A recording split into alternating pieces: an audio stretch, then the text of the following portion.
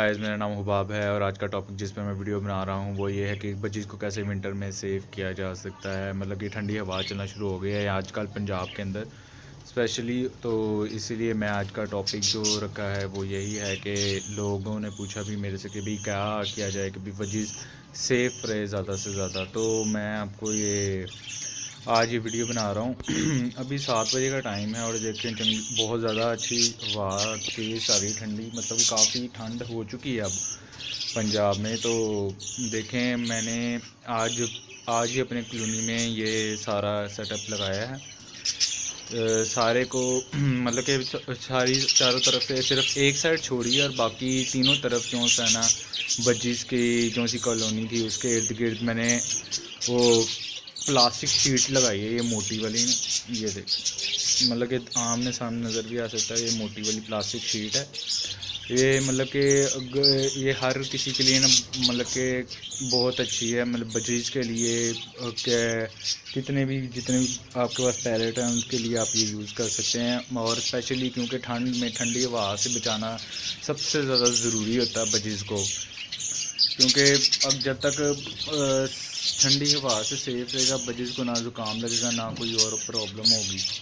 इससे ये होता है कि भाई बंदा बजीज़ बच जाते हैं और फिर आपको ब्रीड भी इसी सीज़न में ब्रीड भी ज़्यादा अच्छी मिलती है। और ये देखें एक बच्चा कुजे में से निकल रहा है।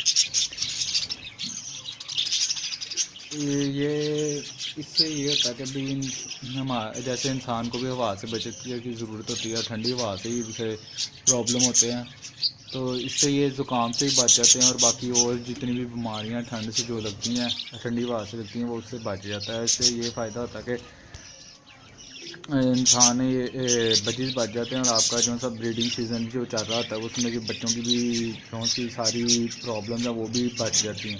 इसके साथ साथ आप इन्हें और भी चीज़ें दे सकते हैं, जैसे कि भुट्टा हो गया। भुट्टा देना बहुत ज़रूरी है क्योंकि बच्चे एक दफ़ा निकल आते हैं तो फिर बाद में ये होता है कि इनके लिए ये भी ज़रूरी भुट्टा इसलिए भी ज़रूरी है क्योंकि इनकी जो सी एनर्जी जो सी ज़ाया होती है ना फ्लाई होते हुए ठंड के अंदर, तो उसके लिए भी ये बहुत अच्छी है।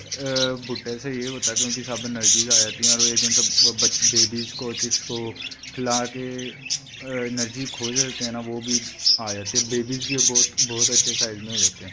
इसके अलावा इन्हें आप ज़्यादा से ज़्यादा हवा से बचाएं और इसके साथ इन्हें कैनरी सीड्स जो से होती है वो दें, वो ब्रीडिंग के लिए भी बहुत अच्छी है और बर्ड के लिए वैसे भी, क्योंकि वो गर्मी से ठंडी से भी बचाती है, तो इसलिए बहुत ज़्यादा ज़रूरी है। इसके अलावा इन्हें सनफ्लावर सीड्स जो सी होती है उसकी मकदार ज़्यादा कर दें अपने सीड्स के अंदर, सीड्स मिक्स के अंदर। उससे ये होता है कि भाई क्यों से वो एक्स्ट्रा ऑयल भी उन्हें मिलता रहता है और वो भी गर्म होते हैं इसीलिए। और इसके साथ साथ इन्हें वेजिज दें, जैसे पालक हो गई और इसके साथ मेथी हो गई, ये भी दें क्योंकि लेकिन ये वीक में मतलब कि एक दिन छोड़कर एक वीक में मतलब ऑलमोस्ट 7 डेज़ हैं तो 3 से 4 दिन तो आप डाल सकते हैं, एक दिन छोड़ के एक दिन बाद डालें तो उससे ज़्यादा फ़ायदा होगा। इससे ब्रीडिंग भी अच्छी होती है और इनकी जो सी बाकी प्रॉब्लम्स हैं वो उस पर भी काफ़ी हद तक काबू आ जाता है। मतलब कि ठंड से भी बचत के लिए बहुत ज़रूरी है। इससे फिर ये फ़ायदा और साथ ये भी है कि